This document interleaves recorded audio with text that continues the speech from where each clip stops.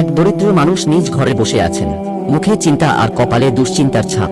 দরিদ্র ব্যক্তি: হে আল্লাহ, আজও ঘরে খাবার নেই, সন্তানদের মুখে কিছু দিতে পারলাম না, আপনি ছাড়া আমার আর কোনো আশ্রয় নেই। এই সময়ে দরজায় কড়া নাড়া শব্দ। তিনি দরজা খুলে দেখেন কেউ নেই, কিন্তু দরজার সামনে একটি ব্যাগ রাখা, ভেতরে খাবার আর কিছু টাকা। দরিদ্র ব্যক্তি চোখে পানি: আল্লাহু আকবর, আপনি আমার ডাকে সাড়া দিয়েছেন। একই সময়ে আরেক পাশে একটি ছায়াময় গলিতে একজন যুবক চুপচাপ হাঁটছে, তার হাতেও একটি সদকার ব্যাগ।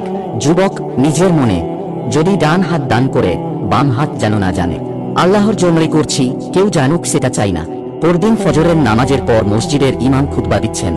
ইমাম সাহেব: যে ব্যক্তি গোপনে দান করে, এমনভাবে যে ডান হাত দান করলেও বাম হাত জানে না, কিয়ামতের দিন সে আল্লাহর আরশের ছায়ায় থাকবে, তার চেহারা হবে আলোয় ভরা। পেছনে বসে থাকা যুবক চোখে পানি এনে মাথা নিচু করে ফেলে, মুখে একটুকু হাসি, একটুকু তৃপ্তি। শেষ কথা: গোপন সৎকা মানুষের না হলেও আল্লাহর কাছে কখনোই অগোচর নয়।